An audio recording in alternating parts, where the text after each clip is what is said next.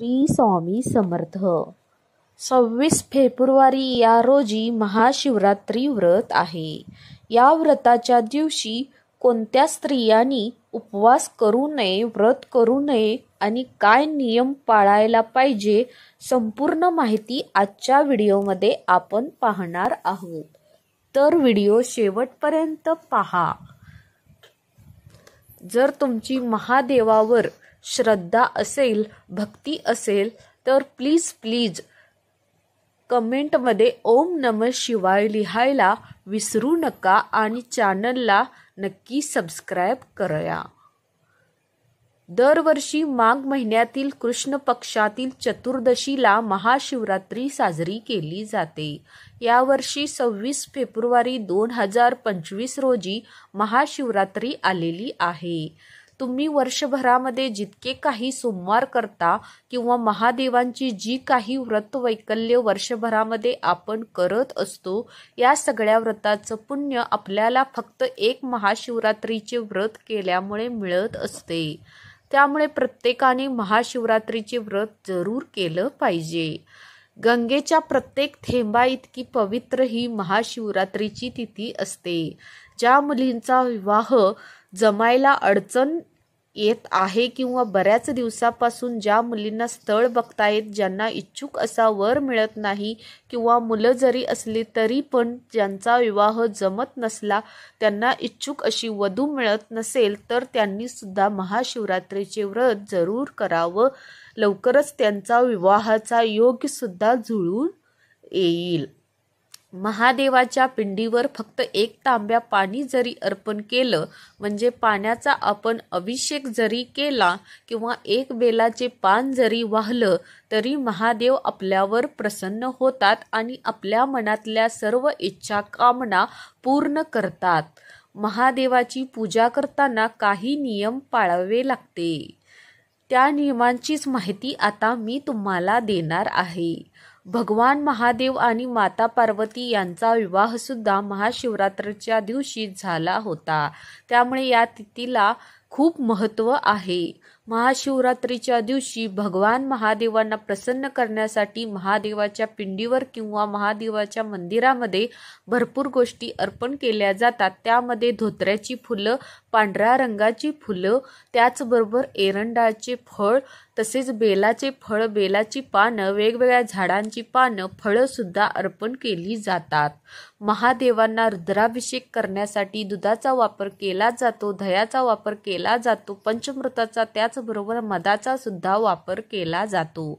पण हीच पूजा करत असताना नकळतपणे आपल्याकडून काही चुका घडतात, ज्या आपण अजिबात केल्या नाही पाहिजेत किंवा काही चुकीच्या गोष्टी महादेवाच्या पिंडीवर अर्पण केल्या जातात, ज्या महादेवाच्या पूजेमध्ये पूर्णपणे वर्जित आहेत, ज्यामुळे महादेव आपल्यावर क्रोधित होतात. महादेव जितके भोळे आहेत ते त्यांच्या एकदम पूजेने प्रसन्न होतात, तितकेच ते लवकर क्रोधित सुद्धा होतात. त्यामुळे काही नियमांचे कडक पालन आपण जरूर केलं पाहिजे. त्यातला पहिला नियम म्हणजे महाशिवरात्रीच्या दिवशी जास्त वेळ झोपून राहू नका. शक्यतो पहाटे किंवा सूर्योदयापूर्वी उठण्याचा प्रयत्न करा. महिलांनी या दिवशी केस धुतले तर चालतील. अंघोळ करण्यासाठी सर्वांनी या दिवशी काळ्या तिळाचा वापर करावा. अंघोळीच्या पाण्यामध्ये काळे तीळ टाकून अंघोळ करावी. त्यामुळे तुमच्या घरामध्ये जर काही पितृदोष असेल किंवा कालसर्पदोष असेल तर तो निघून जाईल. त्यामुळे महाशिवरात्रीच्या दिवशी अंघोळ करताना तुम्हाला काळ्या तिळाचा वापर करायचा आहे. महाशिवरात्रीच्या दिवशी तुम्ही पांढऱ्या रंगाचे किंवा लाल रंगाचे कपडे घालू शकतात. काळ्या रंगाचे कपडे या दिवशी अजिबात घालू नका. यानंतरचा पुढचा नियम म्हणजे महाशिवरात्रीच्या दिवशी गहू, तांदूळ, मैदा किंवा अंमली पदार्थ हे अजिबात खायचे नाही.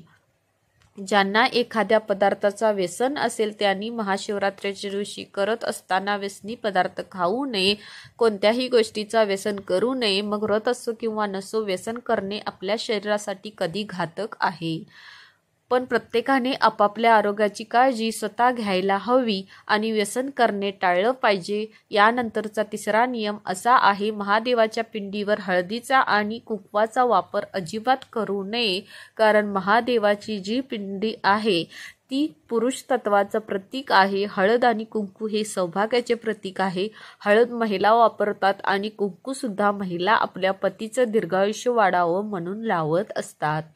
आणि भगवान महादेव जे आहेत ते संहारक आहेत, म्हणजे दृष्टांचा ते संहार करतात, आपल्याला संकटापासून वाचवतात. त्यामुळे महादेवाच्या पिंडीवर कुंकू हळद वाहायला जात नाही. दुसरे कारण असं आहे, महादेवानी वैराग्य अवतार धारण केला होता, म्हणजे गोसाव्याचा अवतार धारण केला होता. त्यामुळे त्यांच्या पूजेमध्ये फक्त चंदन भस्म याच गोष्टीचा वापर केला जातो.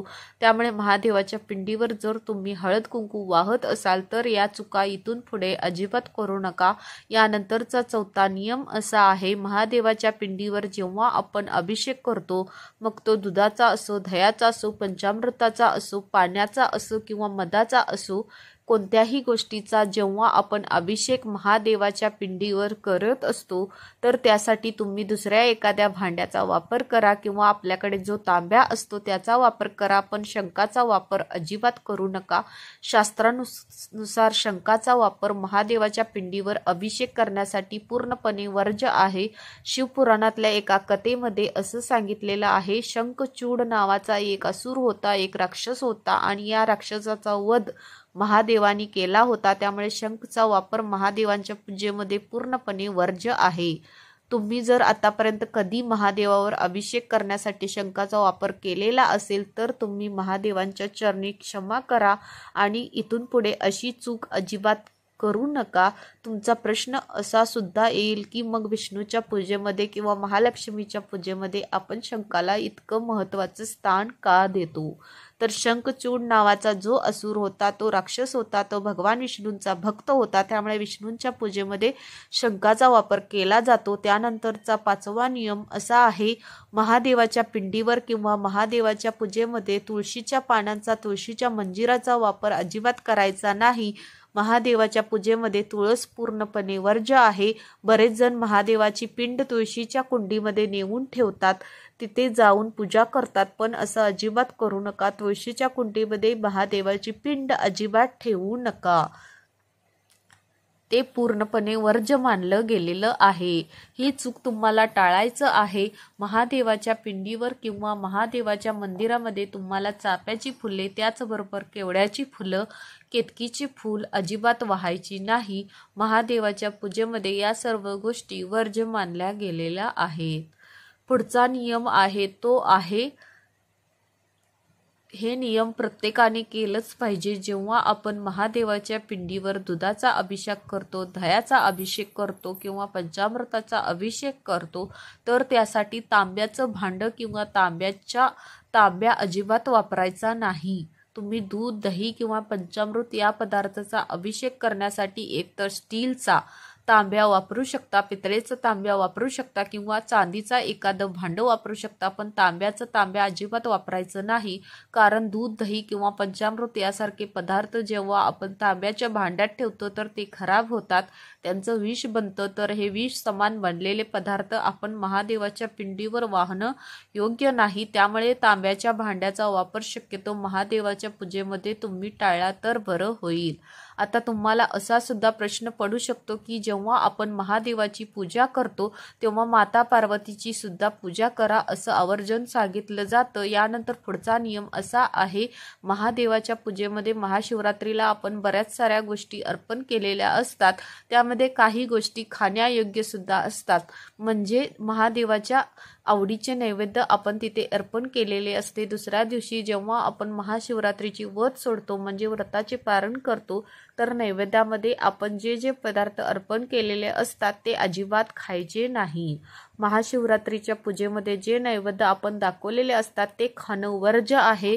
यामुळे आपल्याला वेगवेगळे प्रकारचे दोष लागू शकतात. त्यामुळे महाशिवरात्रीचे नैवेद्य अजिबात खायचे नाही. जर तुम्हाला हा व्हिडिओ आवडला असेल तर चॅनलला लाईक करा, सबस्क्राईब करा आणि असेच व्हिडिओ बघायला विसरू नका. धन्यवाद. श्री स्वामी समर्थ.